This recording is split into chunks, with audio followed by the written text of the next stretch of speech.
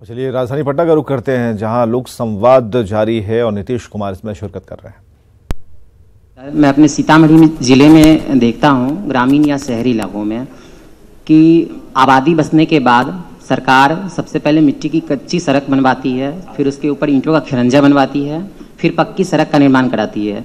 लेकिन इसके साथ नालियों का निर्माण अनिवार्य रूप से हो, ऐसा कोई प्रावधान नहीं है। सड़क बनाने के बाद नाली बनाने के लिए पुनः सड़क को तोड़ा जाता है। मुख्यमंत्री जी, आपके महत्वाकांक्षी योजना हर घर नल हर घर जल वाले में सबसे ज़्यादा इसका असर हो रहा है।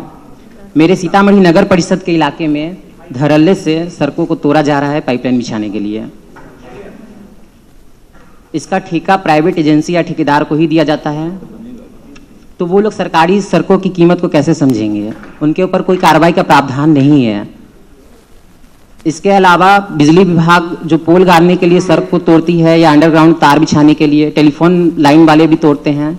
अब पटना में गैस पाइपलाइन का भी शुरू हो चुका है, तो यहाँ भी वैसे ही तोड़ा जाएगा। मैं यह नहीं कह रहा हूँ कि कोई विभाग जानबूझ करके तोड़ रहा है। विकास के कार्य में इसकी ज़रूरत है तोड़ने की, तो वो तोड़ रहे हैं। लेकिन इसमें कुछ सुझाव है मेरे, अगर इसको अमल में लाया जाए तो मेरे ख्याल से ऐसी नहीं होगा आगे से। इसको लेकर मैं एक NOC का सुझाव देना चाहता हूँ। सड़क निर्माण विभाग के पास कोई भी सड़क निर्माण को लेकर प्रस्ताव आए तो वो सबसे पहले संबंधित विभाग से एक NOC पत्र जारी करवा लें। जैसे बिजली विभाग, पेयजल विभाग, नाला विभाग, गैस पाइपलाइन आदि जो भी हैं, उन सब से एक NOC ले लिया जाए। जिस फेज में सड़क विभाग द्वारा सड़क बननी है,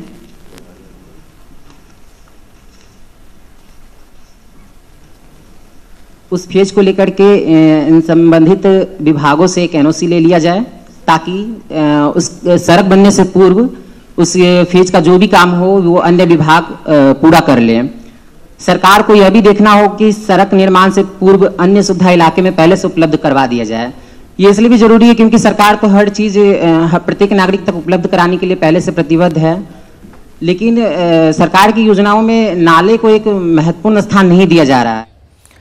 चलिए, रांची में वीडियो कॉन्फ्रेंसिंग के जरिए सीएम की समीक्षा बैठक जारी है। डीसी और सचिवों के साथ मुख्यमंत्री की बैठक हो रही है और इसमें विकास योजनाओं की हकीकत सीएम जान रहे हैं। राज्य सचिवालय के सभागार में बैठक का आयोजन किया गया है, जहां समीक्षात्मक बैठक के तौर पर सभी अधिकारियों को इसमें बुलाया गया है। मुख्यमंत्री खुद मौजूद हैं और विकास कार्यों की समीक्षाएं की जा रही हैं।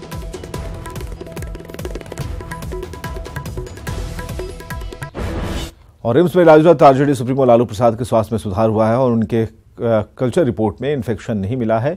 लालू प्रसाद के स्वास्थ्य में सुधार को देखते हुए रिम्स के चिकित्सकों ने सिर्फ मकर संक्रांति के दिन उन्हें चूड़ा दही खाने की अनुमति दे दी है। लालू प्रसाद के चिकित्सक डॉक्टर D.K. झा ने कहा कि लालू प्रसाद का क्रिएटिनिन शुगर भी लगभग ठीक है।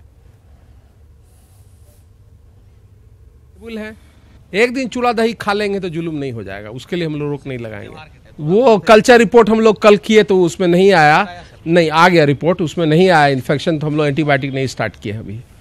नहीं, वो थैंक्स गॉड इन्फेक्शन इतना नहीं था कि उसमें दवाई देने का जरूरत पड़े, वो स्टेराइल आया। और लोकसभा चुनाव की तैयारियों को लेकर बीजेपी ने अब समितियों का गठन कर दिया। राजनाथ सिंह को घोषणा पत्र समिति की जिम्मेदारी दी गई है।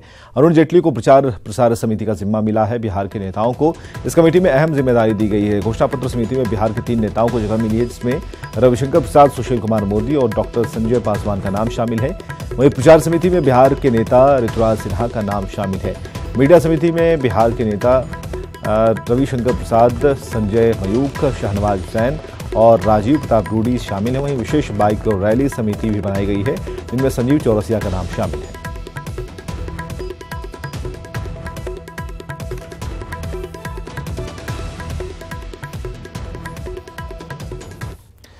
तो बीजेपी की मैनिफेस्टो कमेटी में झारखंड बीजेपी के कद्दावर नेता और पूर्व मुख्यमंत्री अर्जुन मुंडा को भी शामिल किया गया है। मैनिफेस्टो कमेटी में 20 लोगों को शामिल किया गया है, जबकि प्रचार प्रसार समिति में 8 लोगों को जगह दी गई है।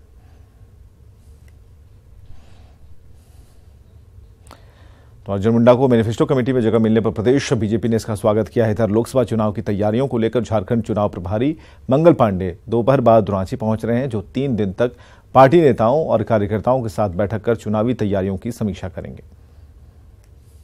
अर्जुन मुंडा जी को जो जिम्मेवारी दी गई, ये झारखंड की जिम्मेवारी है और झारखंड के लिए बहुत गर्व की बात है कि पूरे देश की जो कमेटी बनी है, उस कमेटी में अर्जुन मुंडा जी हैं और उनको बधाई के साथ और केंद्र को भी बधाई, जिन्होंने झारखंड प्रदेश के एक युवा नेता को उन्होंने जगह दिया है।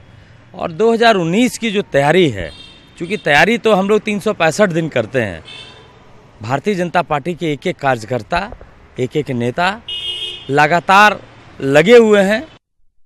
झारखंड प्रदेश कांग्रेस ने लोकसभा चुनाव के मद्देनजर जनसंपर्क अभियान चलाने का निर्णय लिया है। प्रदेश के 310 ब्लॉक को चिन्हित किया गया है, जहां एक ब्लॉक एक लीडर के नाम से पार्टी जनसंपर्क अभियान चलाएगी। कांग्रेस नेता राजीव रंजन प्रसाद ने बताया कि प्रमंडलवार रैली की तैयारी के लिए जोनल कोऑर्डिनेटर कैंप कर रहे हैं। उसके अलावा राहुल गांधी के निर्देश पर जन जागरण अभियान भी प्रदेश में चलाया जाएगा। देखिए, पूरी तैयारी चल रही है। हमारे जोनल कोऑर्डिनेटर जो उनके जिम्मे 2-2 जिले हैं जहाँ पर प्रमंडलवार रैलियाँ होनी है, उनका प्रवास सुनिश्चित हो गया है और एक एक कमेटियों का सत्यापन किया जा रहा है कि ग्राउंड रियलिटी क्या है, और साथ ही साथ कार्यक्रम की तैयारी भी हो रही है। और साथ ही साथ राहुल गांधी जी की जो महत्वाकांक्षी कार्यक्रम है जनसंपर्क अभियान, उसकी तैयारी को भी लेकर के 310 ब्लॉक में एक लीडर एक ब्लॉक का कार्यक्रम तय होने वाला है।